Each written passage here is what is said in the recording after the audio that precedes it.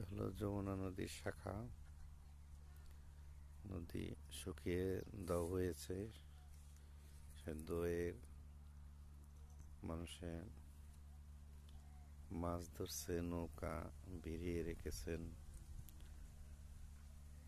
আর ওপার দেখতে পাচ্ছেন কাশফুলের গাছ, কত কাশফুল ফুটেছে, কত ফোটে নাই। সুন্দর একটি পরিবেশ, না আসলে কোনো সময় বুঝতে পারবেন না।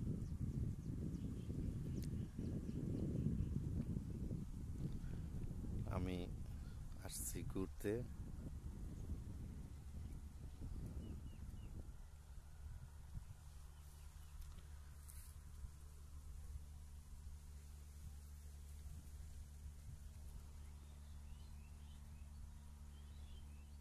মাছ ধরার জন্য বড়শি ফেলে বসে আছে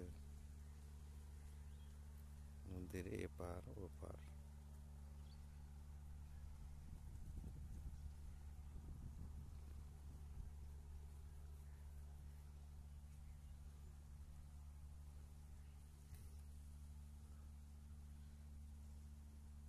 নদী ভেঙে বর্ষার সময় ভেঙে ঘুনে গেছে দেখা যাচ্ছে।